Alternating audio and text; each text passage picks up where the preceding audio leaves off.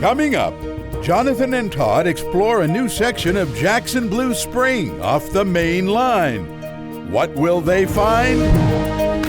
Welcome to Jonathan Bird's Blue World.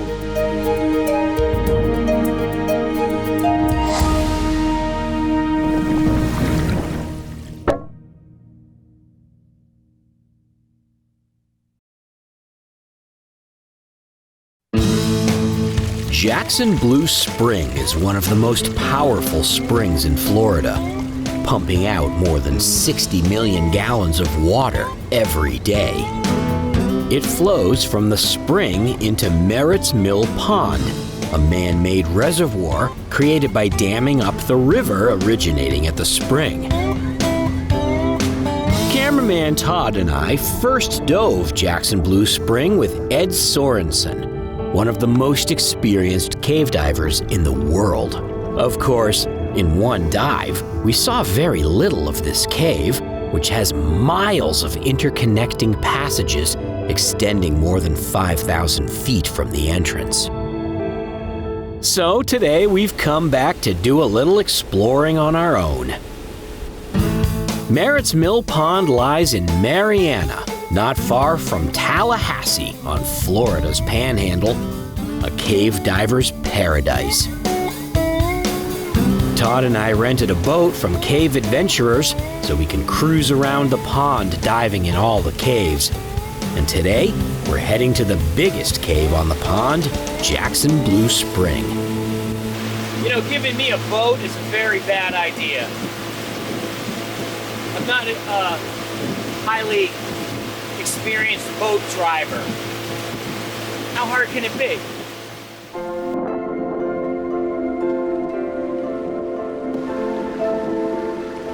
It's pretty clear water if you ask me. Clearest pond I've ever seen. Look at this water. It's crystal clear.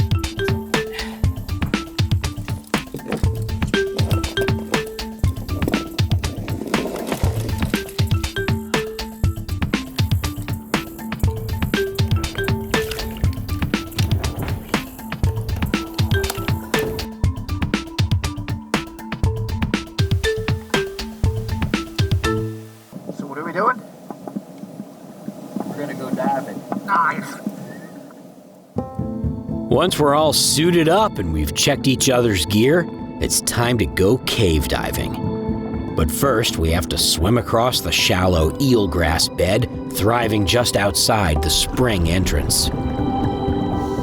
As we approach the cave entrance, we can feel the flow of water getting stronger.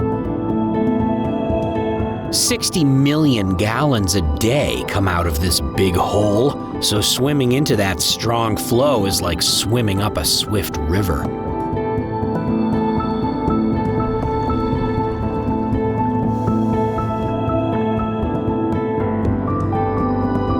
I lead the way in. Then I can turn around and get a shot of Todd coming in behind me.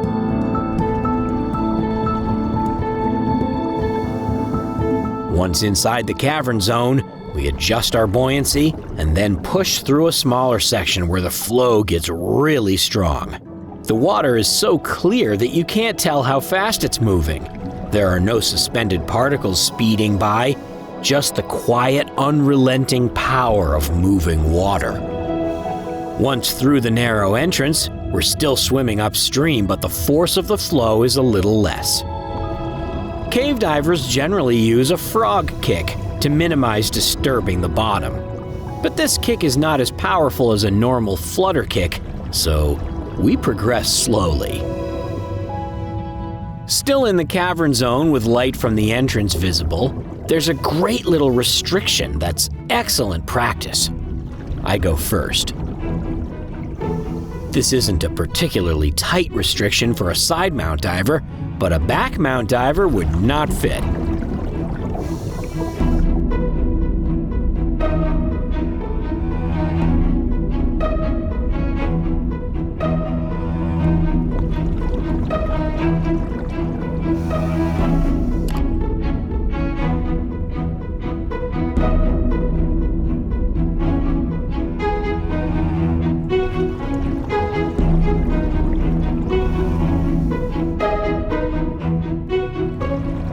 I pop out on the other side, still in the main cavern, and then Todd has a turn.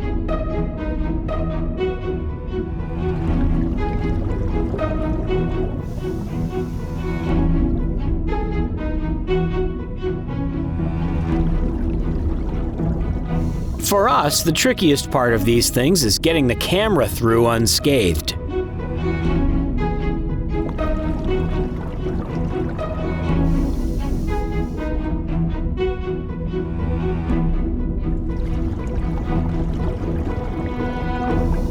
Soon we reach the stop sign at the end of the cavern zone. Past this sign, we can no longer see daylight from the entrance, and we've entered the exclusive realm of cave divers. This sign is a reminder that only properly trained and equipped divers should be cave diving.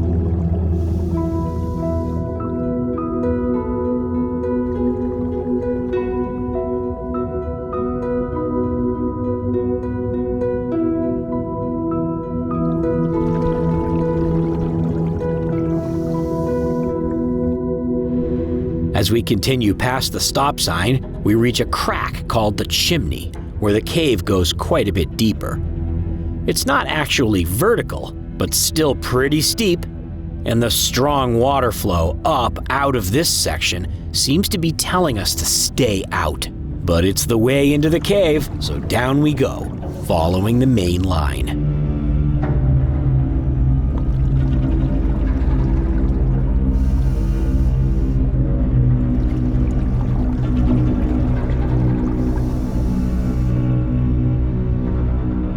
At the bottom of the chimney, we reach a low section. I have to fight my way through.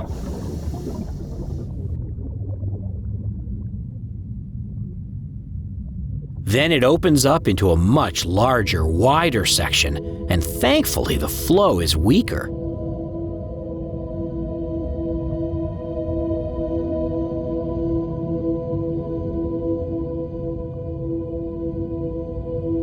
It's not far until we reach a pair of line arrows. Of course, they always point the way out, but when there are two, it means there's a side passage nearby. Todd and I are going to do what is called a jump to a side passage called parallel line. In order to keep people from being confused, lines into side passages do not usually connect directly to the main line. So I use one of my spools to temporarily connect them. I tie into the main line and swim only about 20 feet to the line going into the side passage.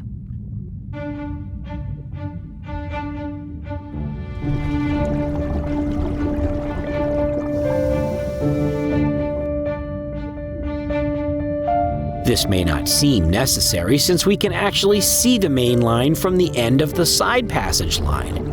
But we have to always plan for the possibility of not being able to see anything in case of a silt out. This way, we have a line we can follow by feel all the way out of the cave if we had to. Now, following the line in the side passage, we're exploring a section of cave we've never seen before, so this is really exciting.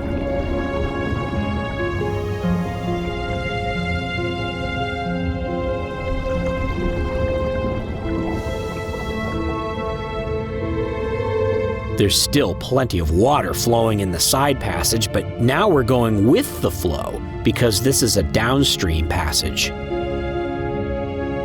The passageway goes up and down like a roller coaster, so we can't see what's around each hill or valley.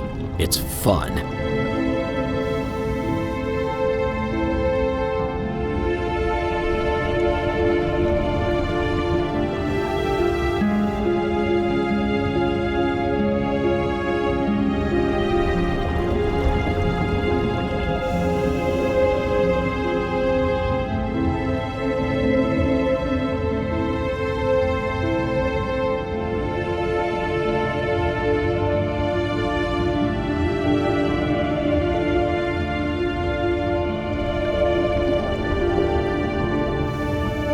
In the depressions on the bottom, some areas have accumulated bits of fossils. There are pieces of coral, sea urchins, and other calcium-heavy bits that date back millions of years to a time when this limestone was part of the seafloor.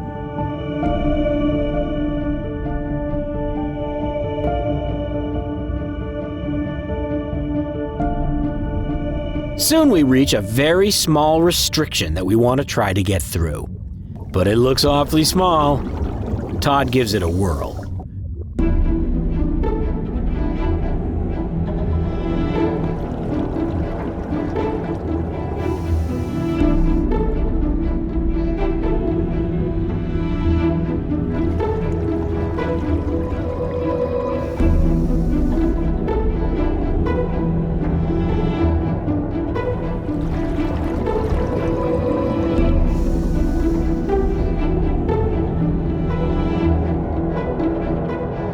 I think that if Ed was here to give us guidance, we would make it through, but without expert assistance, we both chicken out. So that means we're at the end of the line and it's time to turn around. To get back to the main line, we must swim against the flow again.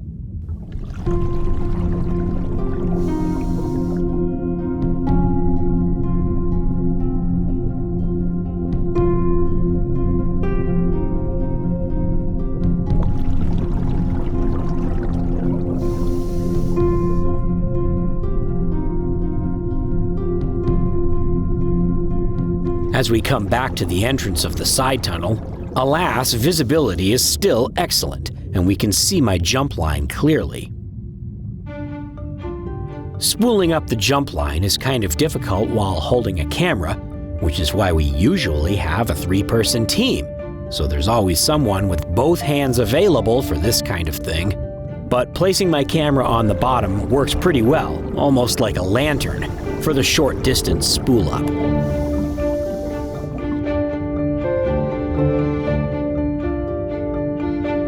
With my spool stowed, we can now start heading back out on the main line. And of course, now we're going with the flow, so it's easy.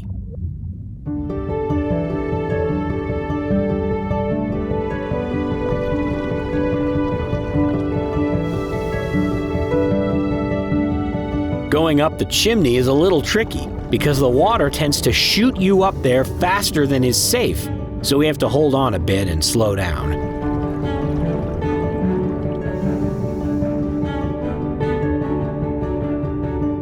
Then, of course, protect the camera lenses. Ooh, that was a close one.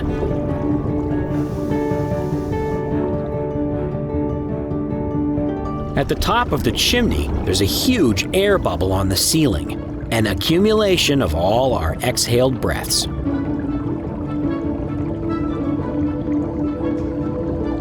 And whenever I see a really big air bubble, I always wonder the same thing. Can I stick my head up in there?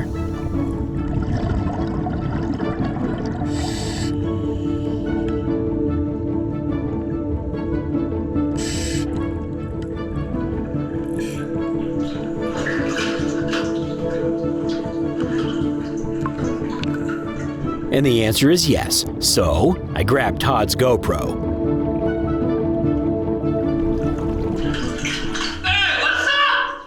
There are so many reasons why you don't want to actually breathe this air, not the least of which being that it's our exhaled breath. Ew.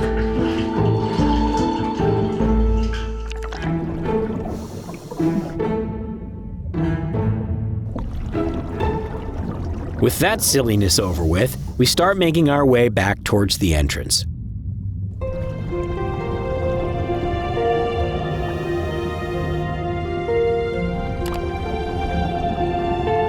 It's not long before we're back in the cavern zone and we can see the light of day.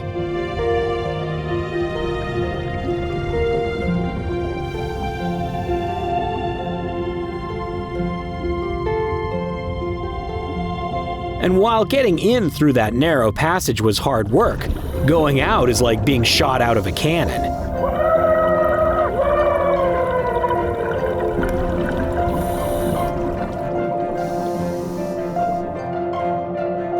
When I reach the other side, I have to grab a rock to keep from being shot completely out of the cave and missing my safety stop.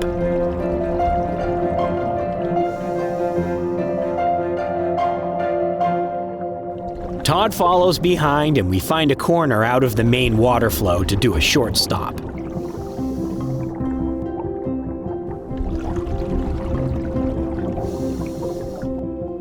Todd's computer indicates that we have no decompression obligation, just a 3-minute safety stop. Jackson Blue Spring is a huge cave system, which would take years to fully explore. Furthermore, we've reached the limit of what we can see on open-circuit scuba with its extremely limited dive time. If we're going to see more of this amazing cave system, we're going to need rebreathers like Edd has. So it's possible that a new piece of gear will be coming to the blue world. Stay tuned.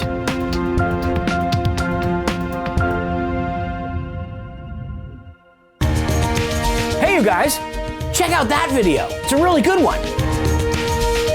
Also, this one's pretty good too. Oh, and don't forget to subscribe.